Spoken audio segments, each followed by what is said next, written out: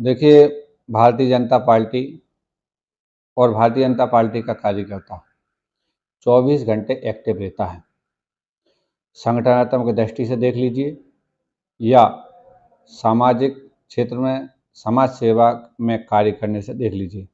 अभी मैं आपसे संगठनात्मक ही आपसे बात करना चाह रहा हूँ कि आप देख रहे हैं कि हमारे यहाँ इस विदिशा लोकसभा से हमारे पूर्व मुख्यमंत्री जी, जो कभी इस लोकसभा से 5 बार सांसद रहे, आदरणीय श्री शिवराज सिंह जी भाई साहब का लोकसभा प्रत्याशी के रूप में यहाँ से चयन हुआ है।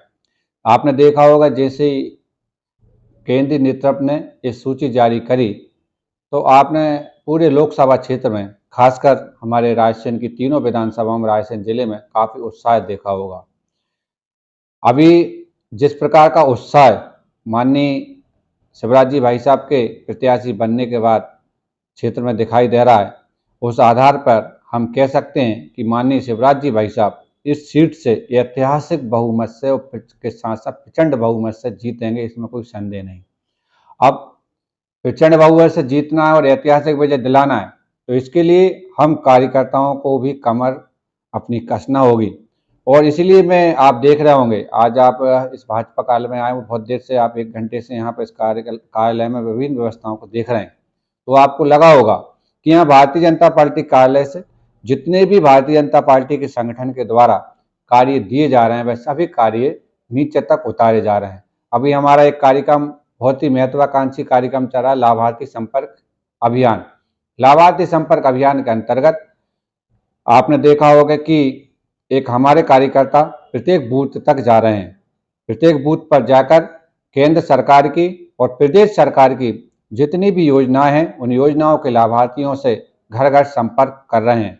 संपर्क करने के बाद वह प्रधानमंत्री का एक जो पत्र है, वह पत्र लाभार्थी को दे रहे हैं। लाभार्थी को देने के बाद, और प्रधानमंत्री जी ने जो संदेश दिया था कि आप प्रत्येक लाभार्थी तक जाइए और उससे बोलिए कि मोदी जी ने आपको राम राम पहुंचाई है, तो हम वह राम राम मोदी जी ने जो पहुंचाई है वह लाभार्थी संपर्क अभियान के अंतर्गत पहुंचा रहे हैं। एक स्टिकर है, स्टिकर हम लगा रहे हैं, और जो भी लाभार्थी है उससे एक नंबर है, उस पर मिस कॉल करा रहे हैं। मिस कॉल कराने के बाद संगठन ऐप पर उसको अपडेट कर रहे हैं। इस प्रकार से हम कह सकते हैं जितनी भी सरकार की योजनाओं का लाभ नीचे के जनता जनार्दन को मिला है, उनसे संपर्क अभियान के माध्यम से उनका अभिमत भी जान रहे हैं।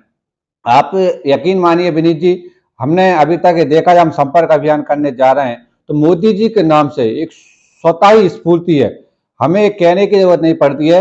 उन लोगों को नारा भी रटा गया है, अब की बार 400 पार, फिर एक बार मोदी सरकार। ये नारा वो खुद बोल रहे हैं कि भाई साहब आप तो बेफिक्र रहिए, मोदी जी ने इतना कर दिया कि अब करने की जरूरत नहीं है। कौन प्रत्याशी होगा ये भी नहीं, सबने मान लिया कि हर जगह मोदी जी लड़ रहे हैं। और यहाँ तो हम सौभाग्यशाली माननीय शिवराज सिंह चौहान जी भाई साहब लड़ रहे हैं। उन्होंने 18 साल इस मध्य प्रदेश को अपनी मेहनत से गढ़ा है। जो बीमारू राज कभी जो मध्य प्रदेश कहलाता था, आज वह विकसित मध्य प्रदेश बनने की अग्रसर है, उसमें माननीय पूर्व मुख्यमंत्री जी का बड़ा योगदान है। वह स्वयं यहाँ से प्रत्याशी हैं, तो हमारे लिए सौभाग्य की बात है।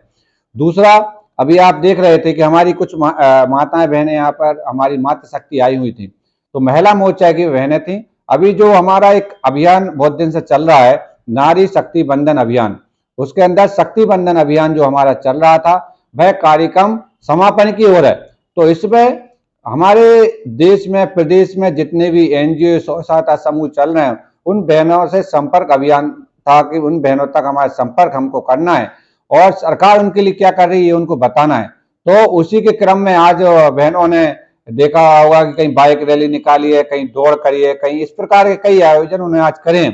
परसों माननीय नरेंद्र मोदी जी पूरे भारत की मातृ शक्ति को, खासकर एनजीओ में जुड़ी हुई महिलाओं को टारगेट करते हुए शक्ति बंधन कार्यक्रम करेंगे और उसमें वह लाइव सभी को प्रसारण करेंगे। उसकी व्यवस्था भारतीय जनता पार्टी के द्वारा प्रत्येक मंडल स्तर पर कर दी गई है। प्रत्येक मंडल पर एक एलईडी स्क्रीन, बड़ी एलईडी स्क्रीन लगाकर उसका लाइव प्रसारण देखा जाएगा। उसमें माननीय मोदी जी प्रत्येक संबोधित करेंगे और हमें कह सकते हैं कि जो भी काम बूथ स्तर तक दिया जाएगा, प्रदेश और केंद्र के द्वारा उसको करा ही जाएगा और 100% करा जाएगा।